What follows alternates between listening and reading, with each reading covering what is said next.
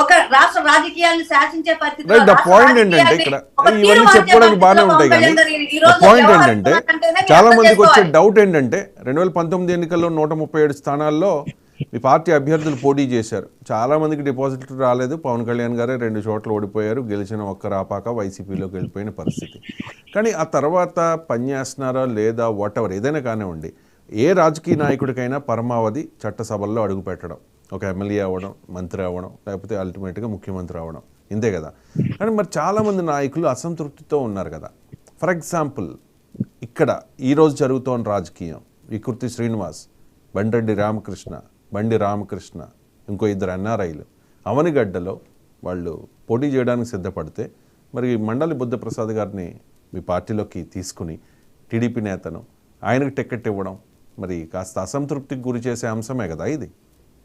అసంతృప్తి కంటే ఒక నాయకత్వం ఇచ్చినప్పుడు, ఏ నాయకులకైనా సరే, ఒక ఎన్ఆర్ఐలు గానో లేకపోతే ఎవరికైనా ఒక నాయకత్వం ఇచ్చినప్పుడు, పార్టీ బాధ్యతలు, పార్టీ బరువు ఇచ్చినప్పుడు ఖచ్చితంగా ఆ నాయకులు ఆ పాత్రనే ఫుల్ ఫ్లెడ్జ్డ్ గా 100% నిర్వర్తించాలి.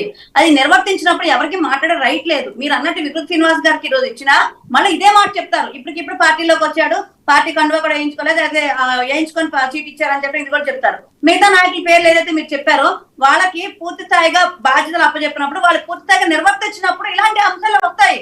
నిజంగా ఎవరి పని వాళ్ళు చేస్తున్నట్టయితే ఖచ్చితంగా ఇలా ఉండేది కాదేమో. కానీ ఎక్కడ ఏ కాడికి పవన్ కళ్యాణ్ గారు అన్ని చూసుకోవడం, జిల్లా నాయకత్వాన్ని చూసుకోవడం, నియోజకవర్గ నాయకత్వాన్ని చూసుకోవడం, అలాగే రాష్ట్ర నాయకత్వాన్ని ప్రతి అంశంలో ఆయన చూసుకోవాలంటే ఎంతవరకు ఆయన ఎవరికాలు కాళ్ళు వదిలేసి వెళ్ళిపోతారు.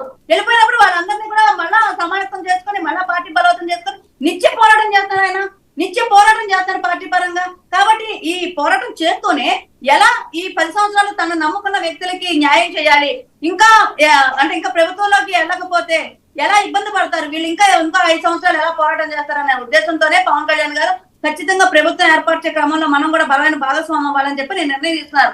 కేవలం మాలాంటి వ్యక్తుల కోసం, అందరి కోసం, ఏది నిజాయితీగా పార్టీ కోసం పనిచేయడం చేయడానికి వచ్చిన వ్యక్తుల కోసం, ఏదైతే కొంతమంది పేర్లు చెప్తున్నారో రాజకీయ అవసరాల కోసం వచ్చినప్పుడు ఖచ్చితంగా ఆ రాజకీయ అవసరాలు తీరినప్పుడు ఎవరైనా బాధపడతారు. ఈరోజు జనసేన పార్టీలోనే కాదండి, వైసీపీ పార్టీలో లేదా అసంతృప్తి లేదా, టీడీపీలో అసంతృప్తి లేదా, రేపు కాంగ్రెస్ లో అంటే చాలా ఫ్రీగా ఉంది కాబట్టి ఉండకపోవచ్చేమో, లేదంటే ఒక అసంతృప్తి ఉందంటేనే అక్కడ పార్టీ బలపడినట్టు కదా అర్థం. కాబట్టి దాంట్లో మనం ప్రత్యేకంగా మాట్లాడుకోవాల్సింది ఏంటి, ఇది రాజకీయ టైం అంటే ఎన్నికల టైం కాబట్టి ఇలాంటి అసంతృప్తులు, తిరుగుబాటులు, లేదా వెసులుబాట్లు, బుజ్జగింపులు ఆ ఏ పార్టీలైనా సరే ఎప్పుడైనా ఉంటానే ఉంటాయి. కానీ ఎందుకు పర్టికులర్ గా జనసేన పార్టీ వైపు ఎందుకు వేలే చూపిస్తున్నారు? ఇవన్నీ కూడా ప్రతి పార్టీలో జరిగే అంశాలే కదా. మరి ఆ అంశాన్ని ఎందుకు ప్రత్యేక జనసేన పార్టీని పవన్ కళ్యాణ్ గారు వేలే చూపిస్తున్నారు?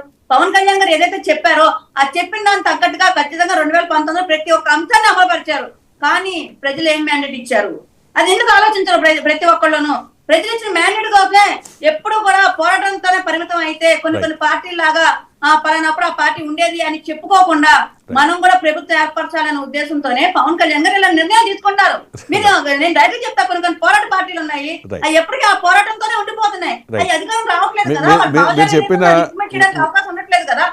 మీరు చెప్పిన దాని నుంచి నాకు చాలా కొత్త ప్రశ్నలు వస్తున్నాయి. రైట్, అడుగుతా. ఒక నిమిషం కృష్ణాంజనేయులు గారు కంక్లూడ్ చేద్దాం, ఇప్పటికి ఎక్స్టెండ్ చేశాను ప్లీజ్. ఇక్కడ ఒకటండి, జనసేన పార్టీ